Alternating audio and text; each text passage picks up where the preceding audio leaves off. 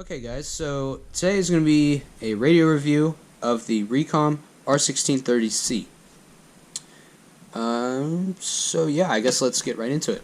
On Discord, I am joined by SPCKennesaw and yeah, so huge shout out to them for joining this video. So here's the radio. Here's screen. It's actually a lot bigger than I would have thought. Here is the Midland WR120. It's a fairly large radio. Definitely not portable. I'd say this is obviously more portable, but so yeah.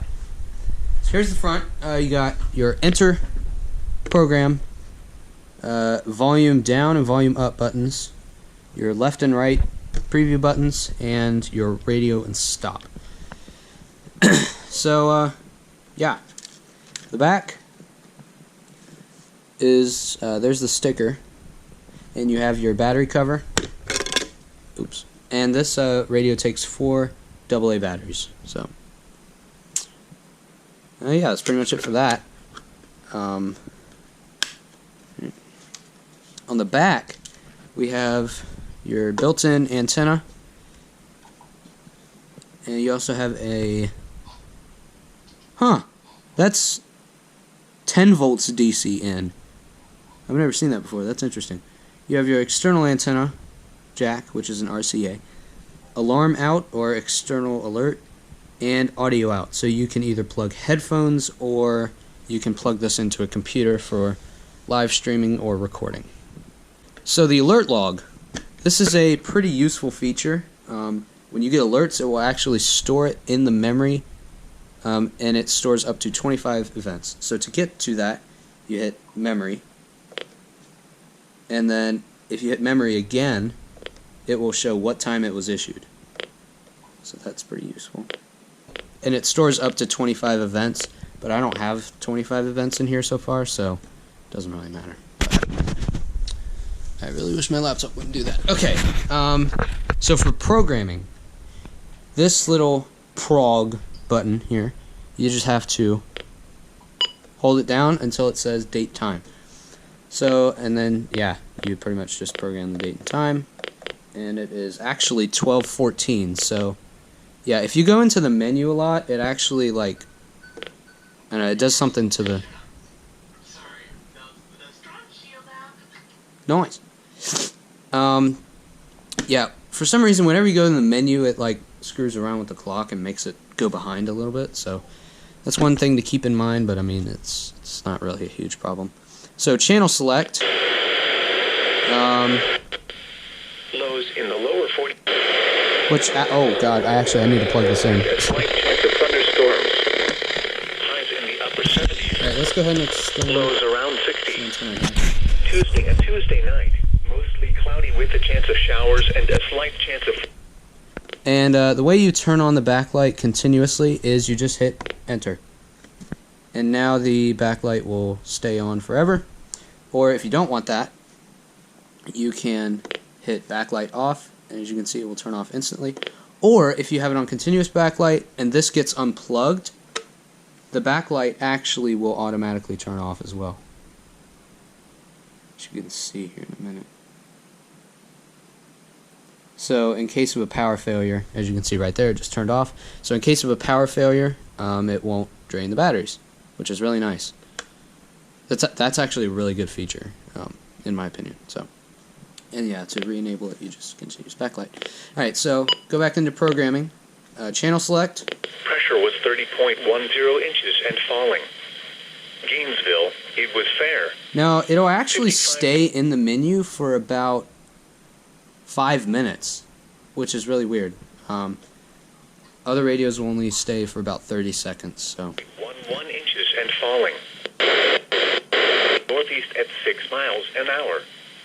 Pressure was 30.16 inches and rising. Elsewhere around the region, Athens, hour, gusting to 20 miles an hour. Cartersville, it was fair, 57 degrees, wind variable at 5 miles an hour. Augusta, through Wednesday, though there's is too much uncertainty in the forecast this far out to determine. Yes. Spotter information statement. Spotter activation will not be needed through tonight. I don't know what The that current humming is. time is 12. Reecom, right? That made that noise? Yeah. Oh, God. Yeah, if you set it on max volume, it'll do that. It was fair. 57 degrees, dew point 36, relative humidity 45%. And there's minimum Wind volume. east at 5 miles an hour. Pressure was 30.11. Yeah, I always like to have it on like 9, 10, about. Atlanta, Chambly, it was fair. 50 Catholic. This hazard is. Alright. For county codes, it's actually built into the display how many counties you have set. So if you want all counties, you hit that. Multiple. Can you actually? Oh, you can. That's cool. So yeah, obviously you just have a single county. You can put that in. Oops.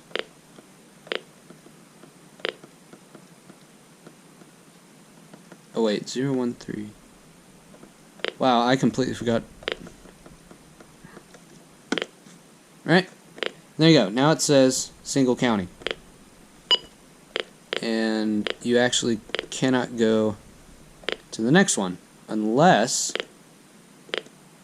you hit multiple.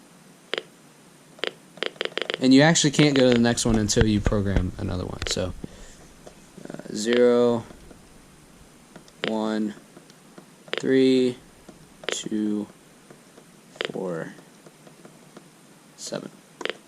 Right? And if you actually remove these, if you do, oops, actually if you're on the home menu as well, you can review which counties you have, which is a very nice feature. Go away. Alright, let's go ahead and clear those. Oops.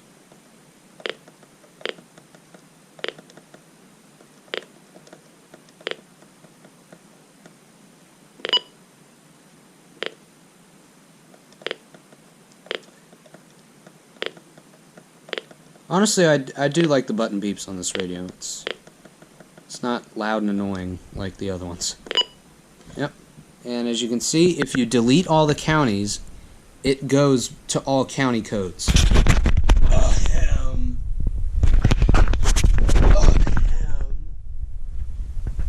Yeah, you have no counties, this thing won't go off at all. Which is very dumb. But anyways, honestly though, that's a horrible feature with those radios. I don't understand why they do that. But yeah, alert mode. So you have enable or disable. That's basically display. If you have enable, you have a choice between voice and siren.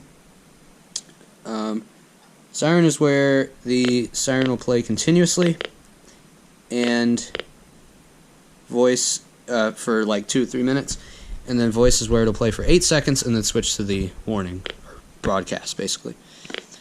Siren volume. This can be a very quiet or very loud radio. This is minimum volume. That says blocking siren. I don't know why it does that, but it just does. Right, there's minimum volume. Right, and here's max.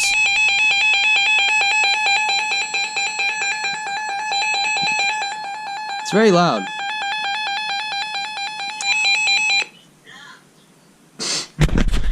God.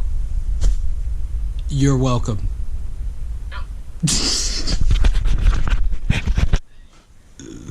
Alright, set event blocking. Okay, this is basically where you can set all these warnings if you want them either to go off or not. So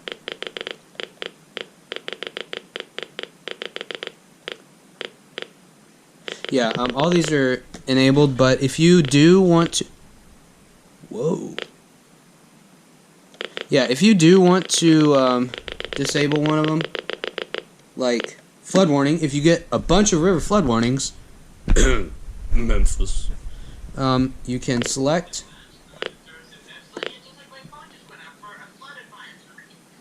Yeah. you can actually disable those and they will not sound the siren, which is very useful. Alarm socket, it basically controls what comes out of the alarm out jack. You can set it to either switch or DC out.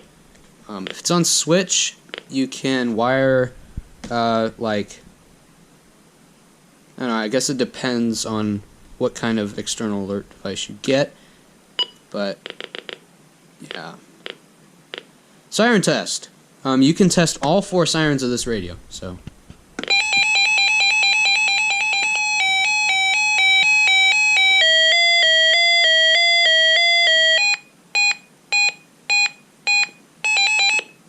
Alright, there's the siren test.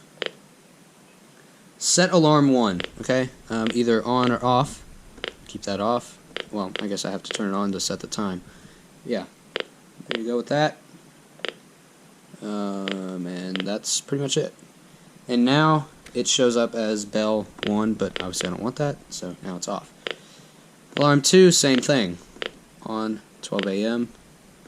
Okay, off. And that's pretty much it. That's pretty much it for this radio. I don't think there's anything else. So yeah, thank you guys very much for watching this video, and thanks once again to SPCKennesaw and CackYoWeen for joining this review, and I will see you all later. Goodbye.